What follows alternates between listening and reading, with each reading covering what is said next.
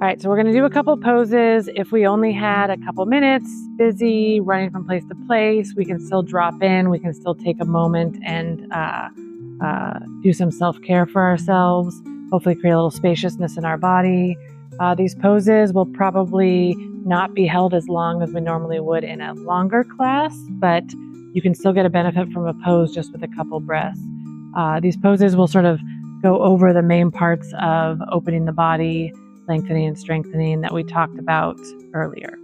We'll start on hands and knees. Let's place our knees about hips width apart on the blanket. Wrists are going to be parallel to the front of the mat. You're going to stack the shoulders over the wrist. Fingers are going to be really wide here. You're rooting down into the knuckles of all 10 fingers. And we'll just start with a little bit of tail wagging, tail circles. So moving your hips around in a circle, allowing some fluidity in your body. Starting to invite spaciousness into the back body, the hips, and then just very gently switching directions. And starting to tune in and observe where you are in your body. So there's no judgment in any of these poses. If you're tight, if you're loose, if one side feels stuck and the other side doesn't, we're just practicing the art of observation. And then starting to make the circles a little bit smaller. Take a deep inhale with a still spine, and then exhale, find child's pose. The glutes melt down over the heels. Knees are going to be wide apart. Arms are going to be extended. Connect the forehead to the earth for a grounded quality here. Take a deep inhale, feel the extension, and then exhale, if you have the availability, open mouth. Just letting the body start to settle and soften. Walk both hands over to the right in child's pose.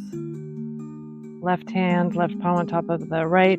And if you are in this posture and belly feels like it's on spaciousness, you can place a block underneath the forehead to give you a little bit more height. And then walk both hands back through center. Exhale over towards the left. This time the right palm comes on top of the left. And what we're doing here is lengthening through the side body, the intercostal muscles down all the way to our hips. The intercostal muscles are in between the ribs. We're just starting to invite spaciousness into our body. Walk back to center, palms forward, staying in child's pose for a breath, and then see if you can invite breath into the 360 degrees of our lungs. So invite breath into the back body and the side body. These places can get sticky and there can be weakness in there because of the hunching over. So we're just trying to open up physically, energetically, space for breath, especially if you're farther along in pregnancy. You might feel like you don't have a lot of space in the lungs as the intestines move up, the diaphragm moves up. So start to connect with that 360 degrees of your lung. And then on your next inhale, you're going to walk the hands back towards your knees. We're going to take the blocks. Blocks are super essential, all the support as you can get during pregnancy. And then we're going to come to a lunge. So you're going to use the blocks for support as you transition the right foot forward. The right knee is stacking over the right ankle. And then to engage this alignment, you're isometrically sort of dragging this right heel back and the left knee forward, starting to strengthen the legs, the adductors, the glutes. And then on an inhale, arms are going to come overhead. Just take a breath or two here, feeling the foundation, the rooting down, the support. Your arms are lifted, the fingers are energetically up towards the ceiling, but make sure that you're not gripping in the shoulders. So relax the arm bones down into the shoulder socket. This is your inhale. On an exhale, goalpost arms, 90-degree angle, hugging those low shoulder blades together, building some strength in this the mid back, and also opening through the front body at the same time. We're just going to do this once for this video, but you would do it probably next inhale, arms come overhead. You would do it probably 2 or 3 times. We're going to move on. Hands are going to come down to the blocks. And then you're going to walk the blocks closer to the blanket so you can get some space in the front body and start to straighten through this front leg, the right leg, come to the heel of that right leg, flex the right foot, and then lifting the heart up, the tall spine, front body. If the joint underneath the knee feels a little pulley, then you bend the knee just a little bit to protect that joint. On an inhale, you're lengthening through the side body, through the spine, through the front body. And then exhale, you fold forward, leading with the heart, hinging at the hips. Again, you don't have to go deep in this posture. You're just trying to get that length in the hamstring. Take a couple breaths here. Deep inhale.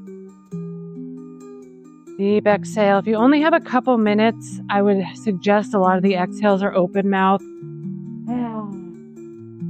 to really release whatever has already happened that day. And then on your next inhale, you're lengthening up again, creating length in the spine. Yeah, great. And then walk the right block to the middle or the inside of that right foot. And this is called lizard pose. You're going to use the blocks to gauge how much pressure is in the pelvis before you come forward and just collapse into these joints down here. So you can walk the right foot up to the front towards the mat and then over to the right.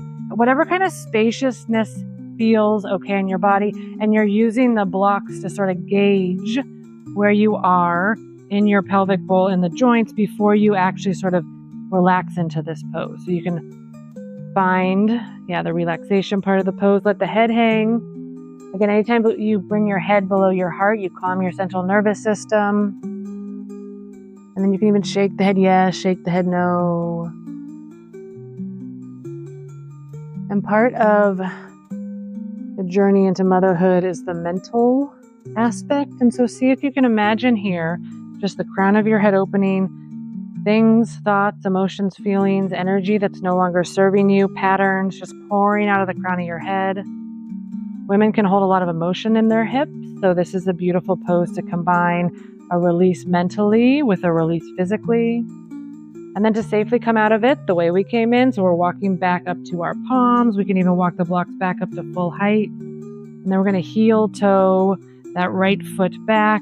Bring the right knee to meet the left. And just sit back and down. Let everything sort of come back to neutral. And then we're going to stand up at the front of the mat.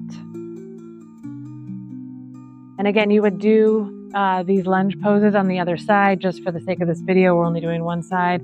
Standing at the top of the mat facing me. And we can actually demonstrate using this block, placing the block in between the thighs. Rooting down through the feet. And again, the idea of starting to build the core complex from the bottom up, the arches, sort of isometrically, which just means gripping the mat a little bit with the toes to engage the arch, and then feel the hugging into the block, the turning onto the adductors, the slight lift of the pelvic floor, and feel the solid foundation here. What this does is lower the tailbone just slightly so you don't have compression in the low back. And then as we're doing some side bends, you have the freedom to actually lengthen through the side of the body instead of compressing the low back. So with this engagement of the legs, we're on an inhale, bringing the arms out and over to the side. And then take the right wrist and the left hand, reach up and over towards the left. So hopefully you don't have compression in the back. If you do, you're just not going as deep. There's always modifications you can make. You just want to make sure that you're sort of like a rainbow up and over. Take a deep inhale, deep exhale. Inhale, tall spine, release the grip and switch it. So the right wrist takes the left one and reaches up and over. And a breath or two here. Inhale, tall spine, release the grip. You can take the block out from in between the thighs. And then you can take the left hand energetically towards the earth. Right hand wraps behind you. You're grabbing the left bicep. And then you're just very gently allowing that right ear to tip down towards the right shoulder. And you want to make sure when you come to this position that you're not sticking the belly out, opening the ribs even more. So the idea here is to sort of sew the low ribs together and imagine you're stacking the shoulders over the ribs, over the hips. You're just not jutting forward, compressing into the low back. And then you can turn your chin towards that right armpit and start to get a little bit more stretch in a slightly different part of your neck. This is especially good if you sit at a desk all day because the neck gets really tight. This can be nice for when you wake up in the morning because you might have been crunching up like this. So you're just opening, inviting spaciousness into your neck. And then as you release the arm and just really gently roll the chin along the collarbone, looking over the right shoulder, then the left. And then roll the shoulders. And it can be as simple as that. That can be a really quick way, obviously both sides, to hit up the hips, the shoulders, a little bit of strength. And maybe you do it again when you have 5 minutes in the afternoon. Ashley, thank you so much for showing me the sequence. It's really nice to feel it in my own body. I feel like I can, and with your adjustments also, I feel like I can definitely incorporate it into my routine easily. Also assuming different sides of body. Yes. That need to be taken care of. It's my pleasure. I learned a lot about my body when I was pregnant. I continue to learn a lot about my body on the, postpartum journey and beyond. All this knowledge should be shared, because this intrinsic knowledge that women have about their body but might not be in tune to in our society today is hugely important for just feeling good in your body, feeling empowered in your body. And it's just so beautiful that there's so much support out there that you can provide yourself. You just have to know what that support is. For sure. And there are also some ergonomic changes that we can make, right? Like, for example, wearing Etalon posture bra for the upper back. You mentioned in your classes, you mentioned a yoga ball, which can be very beneficial. Sit instead of a chair, sit on the yoga ball to open the hips up. Yeah, I mean, if you're working throughout pregnancy at a desk job and your hips are getting sore, you're not feeling like that is something that you can really maintain, but you could easy fix. There's lots of easy fixes off the mat, as well as some of the postures we showed you to help you feel better in your body. But something as easy as switching out your chair for a yoga ball or an exercise ball, and then you just have this suppleness that you're always inviting into your pelvic bowl, and maybe you're not getting so stuck from just that one position that you're in all day. So lots of tips and tricks. Lots of, for sure.